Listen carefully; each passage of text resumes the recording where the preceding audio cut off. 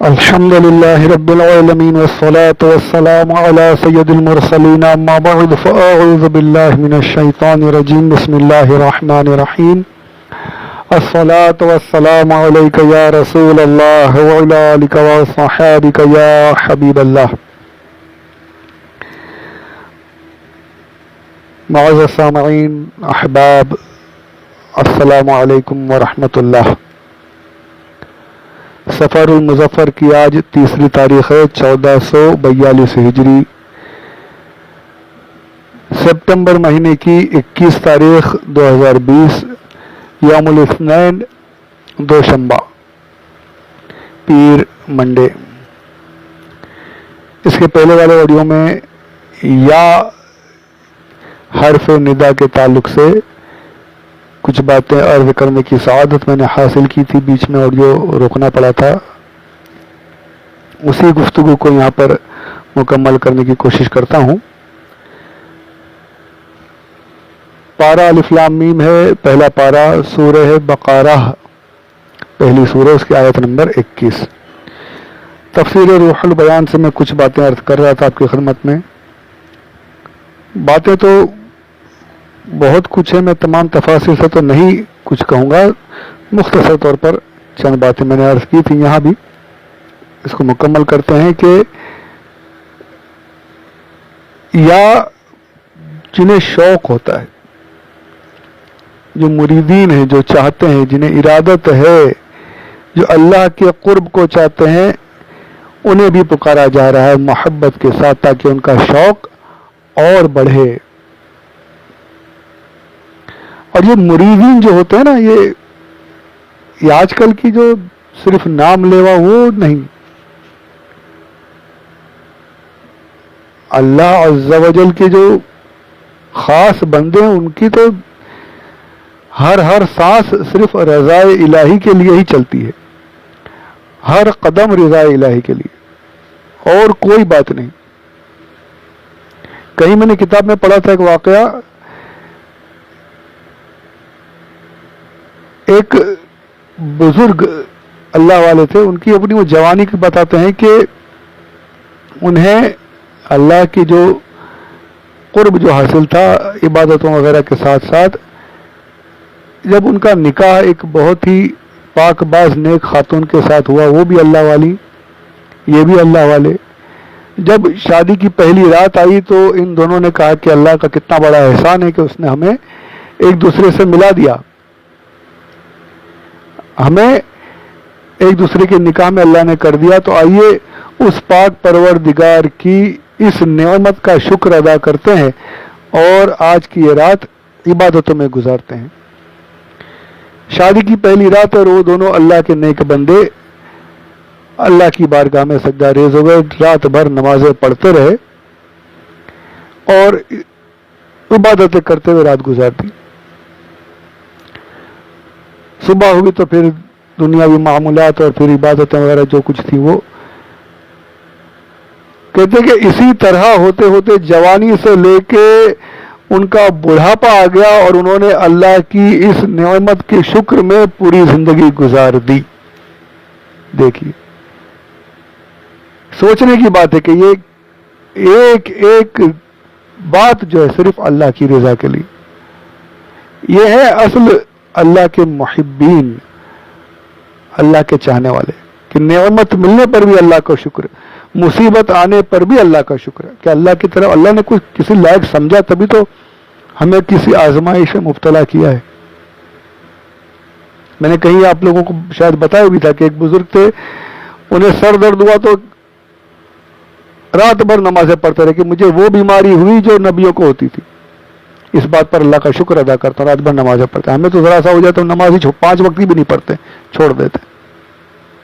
تو یہ اللہ کے چاہنے والے تھے، ایسے محبین. تو جب ان کو جب ندا ہوئی نا یا ایھا الناس، یہ تو اور ان پر وجد طاری ہو گیا، شوق میں مبتلا ہو گیا اور زیادہ، کہ میرے رب نے مجھے پکارا، میرے رب نے مجھے پکارا، میرے اللہ نے مجھے پکارا.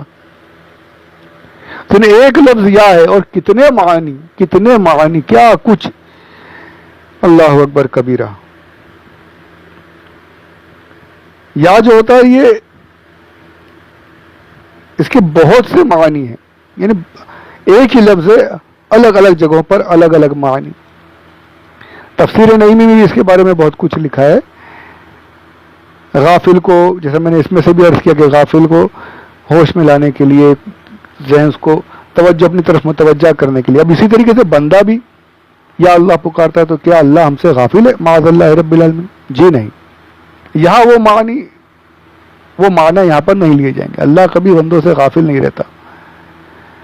اللہ کے سامنے بندے کی ہر بات اس کے سامنے موجود ہے. یہاں جب اللہ کو پکارتا ہے بندہ تو وہ التجا کر رہا ہے کہ یا اللہ کرم فرما دے، یا اللہ مجھ پر رحم کر، میری مشکلوں کو حل کر. ایک ہی لفظ ہے لیکن معنی الگ. کبھی اللہ نے اپنے نبی کو بھی یا ایھا المزمل، یا ایھا النبی پکارا ہے. نبی غافل نہیں ہے، وہ محبت سے پکارا ہے، ان کا وقار بلند کرنے کے لیے پکارا. بہت سی مثالیں ہیں قرآن پاک میں، سب مثالیں بھی دی ہوئی ہیں. ایک ہی لفظ ہے، اس کے معنی جیسا سمجھیے ایٹماسفیئر، جیسی جو جگہ ہوگی، سیاق و سباق جسے بولتے ہیں، اس طریقے سے اس کا معنی لیا جائے گا. ایک ہی معنی نہیں لیا جاتا. تو یہ سمجھ لینا اگر کوئی، تو یہ جو آج فتوے لگاتے ہیں کہ غیر اللہ کو یا کہہ کر پکارا تو شرک ہو گیا، جیسے یا رسول اللہ کہنے پر شرک کے فتوے لگا دیتے ہیں، یا غوث کہنے پر شرک کے فتوے لگا دیتے ہیں. انہیں سمجھنا چاہیے کہ صرف یا کہہ کر پکار لینا شرک نہیں ہے. اللہ کو جو بندہ پکارتا ہے یا اللہ، تو یہی مان کر پکارتا ہے کہ میرا رب ہے، اللہ ہے، وہی میری مشکلیں حل کرنے والا ہے، وہی سب کچھ آسان کرنے والا ہے.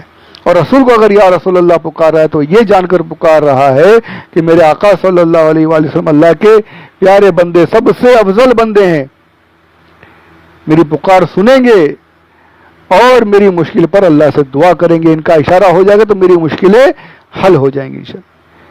ایک ہی یا ہے لیکن دونوں طرف معنی الگ الگ ہے. یہ سمجھنے کی بات ہے. اللہ نے بھی قرآن پاک میں پکارا ہے، کئی جگہ پر پکارا ہے، لیکن ہر جگہ معنی الگ الگ آ رہے ہیں. کیا آپ یہ کہہ سکتے کہ یا ایھا الناس پکارنے پر وہی معنی ہے اور یا ایھا النبی پکارنے پر بھی وہی معنی ہے؟ کبھی نہیں کہیں گے. یا ایھا الناس میں یا ایھا الناس جو اللہ نے پکارا تو کسی اور معنی سے پکارا گیا ہے. یا ایھا النبی جو پکارا ہے، یا ایھا المزمل جو پکارا ہے، یا ایھا المدثر جو پکارا ہے، اس کا معنی کچھ اور ہے. اے میرے پیارے محبوب، اے میرے کمبل اوڑھنے والے محبوب، اٹھ جائیے. کتنا پیارا انداز ہے. جب ہم ان آیتوں پر پہنچیں گے اگر زندگی رہی انشاءاللہ، تو پھر اس پر تو الگ سے باتیں ہوں گی انشاءاللہ.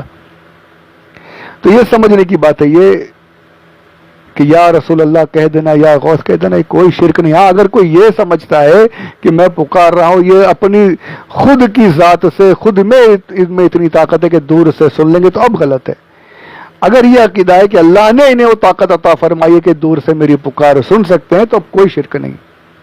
اور ہمارا یہی عقیدہ ہے کہ اللہ نے اپنے نیک بندوں کو وہ قوت عطا فرمائی ہے کہ وہ ہماری پکار سن سکتے ہیں. کوئی کسی کو یہ نہیں کہتا کہ ان کے پاس خود سے طاقت ہے، مستقل، جی نہیں. اللہ کی عطا سے طاقت ہے. اللہ نے عطا کیا سرکار غوث پاک کو، سرکار غریب نواز کو، سرکار اعلی حضرت کو، خود ہمارے پیارے آقا صلی اللہ علیہ وآلہ وسلم کو اللہ کی عطا کی ہوئی طاقت جو ہے وہ اللہ نے قوت عطا کی ہے، اسی سے وہ سنتے بھی ہیں اور الحمدللہ مدد بھی فرماتے ہیں. اب وہ اس طرف انشاءاللہ جب آیتیں آئیں گی تو اس پر بھی گفتگو ہوگی انشاءاللہ. اب یہاں پر میں نے جیسے کہا کہ میں کافی اللہ نے تفاسیر پڑھنے کا، تفاسیر دیکھنے کا شرف عطا کیا. میں دیوبندیوں کے بہت بڑے عالم جنہیں انہوں نے مفتی اعظم پاکستان لکھتے ہیں، جسے مفتی شفیع، انہوں نے بھی تفسیر لکھی ہے معارف قرآن، معارف القرآن نام ہے اس کو بھی میں دیکھ رہا ہوں ساتھ میں. اب دیکھیے اتنی باتیں جو ہیں، اتنا سب کچھ لکھا ہے یا کے بارے میں نے اتنا کچھ عرض کیا. ان کی تفسیر میں یا کے بارے میں کہیں کچھ نہیں لکھا ہوا، سیدھا ایھا الناس سے بات شروع کیے.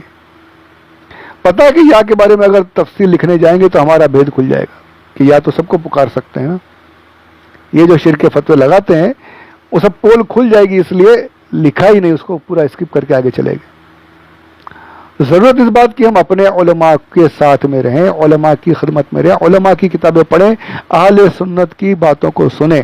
یہاں وہاں بھٹکیں گے تو عقیدے خراب ہونے کا بہت زیادہ اندیشہ ہے۔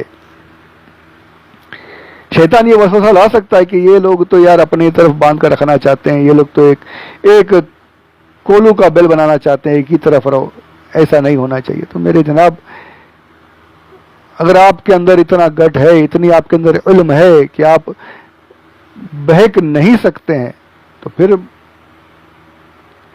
ہم آپ کو نہیں روکتے۔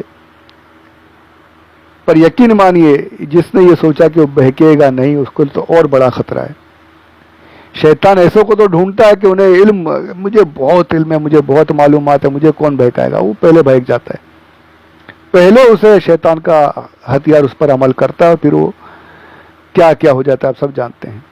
تو اللہ ہمیں صحیح عقائد پر قائم رکھے، اہل سنت و جماعت کے ساتھ رکھے، بہکنے سے، بہکنے والوں سے، بہکانے والوں سے بچنے کی توفیق عطا فرمائے۔ آمین بجاہ النبی الامین صلی اللہ علیہ وآلہ وسلم۔ اب یہاں پر تفسیر روح البیان میں ہی بڑا ہی پیارا بتاتے ہیں کہ اللہ نے جب پکارا، ناس جو ہے نا، ناس کے بارے میں نے پچھلے بھی کہا تھا کہ ناس کا مطلب ہوتا ہے بھولنے والا انسان جو ہے۔ یہ جب اس نے الست بربکم میں جب کہا تھا کہ یا اللہ تو ہی ہمارا رب ہے، کیا میں تمہارا رب نہیں؟ تو سب نے کہا تھا ہاں بلا۔ یہاں آ کے بھول گیا، اللہ کو بھول گیا، لات و منات کے سامنے سجدے کر رہا ہے، دنیا داری میں لگا ہوا ہے۔ تو یہاں پر اللہ نے پکارا ہے بھولنے والے، یا ایھا الناس، تو مجھے بھول گیا؟ میں کون ہوں؟ میں تیرا رب ہوں، میں وہ ہوں کہ جب تو کچھ نہیں تھا میں نے تجھے بنایا، ایک قطرہ تھا تو، اس قطرے کو میں نے زندگی عطا کی، ماں کے پیٹ میں خون بنا، خون سے گوشت بنا، گوشت کا ایک لوتھڑا بنا تو، اس لوتھڑے میں نے جان ڈال دی، تجھے حرکتیں دی، تجھے ایک صحیح اور سالم بچے کی شکل میں تجھے دنیا میں لایا، میں لایا۔ اس ناتواں کمزور سا بچہ تھا، تو چل بھی نہیں سکتا تھا، تو رینگ رہا تھا، میں نے تجھے قوت عطا کی، تیری ہڈیوں میں طاقت عطا کی، تیرے بدن میں گوشت دیا، میں نے تجھے طاقت دی، تو چلنے پھرنے لگا، تو بولنے لگا، تجھے میں نے بولنے والا بنایا، سننے والا بنایا، دیکھنے والا بنایا، میں وہ رب ہوں۔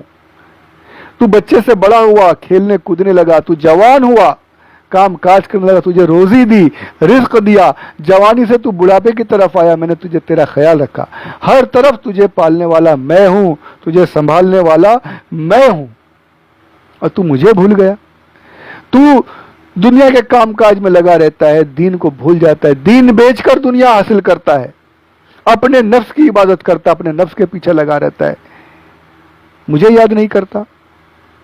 اے میرے بندے، یا ایھا الناس، مجھے یاد کر، میں وہ ہوں جس نے تجھے، تو کچھ بھی نہیں تھا، نسیم منسیہ تھا، تو بھولی بسری باتیں تھا، کوئی تجھے جانتا بھی نہیں تھا، میں نے تجھے جاننے والا بنایا، لوگ تجھے جاننے لگے، اور ایسا بنا، تجھے علم دیا، تجھے کرامت دی، تجھے عزت دی، لوگ تجھے سلام کرنے لگے، تجھے اس لائق بنایا کہ لوگ تیرے آگے پیچھے چلنے لگے، تو مجھے بھول گیا۔ میں وہ ہوں، میں تیرا رب ہوں، یا ایھا الناس اعبدوا ربکم، میری عبادت کر میرے بندے، سب کو چھوڑ، یہاں وہاں مت جا، ایک رب کی توحید کو مان لے، میرے رسول کی رسالت پر ایمان لے آ، سچا مسلمان بن جا، منافقت سے باز آ جا، اور اے مومن تو دکھاوے سے باز آ جا، صحیح معنوں میں میری عبادتیں کرنے والا بن جا۔ میں وہ ہوں جس نے تمہیں کچھ بنایا ہے، تم کچھ نہیں تھے، میں نے تمہیں اس لائق بنایا کہ تم کچھ بن گئے، اب بن گئے ہو تو مجھے بھولو مت، میری عبادتیں کرو، میری بارگاہ میں سجدہ ریز رہو، توحید اختیار کرو، دوسرے بتوں کے سامنے سجدے مت کرو، کراس کے سامنے سروں کو مت جھکاؤ، یہاں وہاں دوسری عبادتیں مت کرو، رب میں ہوں، میری عبادت کرو۔ سبحان اللہ، سبحان، کتنا پیارا انداز ہے، اور یہ ہمارے علماء کا کتنی گہری سوچ ہے کہ ایک ایک آیت میں اتنا کچھ سوچ کر ہم لوگوں کے لیے آسانیاں کر دی، اتنا کچھ لکھ دیا۔ تو کاش ہم ان باتوں کو صرف سنے نہیں بلکہ اللہ مجھے بھی عمل کی توفیق عطا فرمائے۔ پروردگار میرا پروردگار مجھے بھی اپنی بارگاہ میں سجدہ ریز رہنے کی، سجدے کرنے کی توفیق عطا فرمائے، صحیح معنوں میں سچا مسلمان مجھے بھی بنائے، آپ کو بھی سجدے کرنے والا بنائے، سچا مسلمان بنائے، صحیح معنوں میں اللہ کی عبادت کرنے والا، صحیح معنوں میں اللہ کو یاد کرنے والا بنائے۔ آمین بجاہ النبی الامین صلی اللہ علیہ وآلہ وسلم۔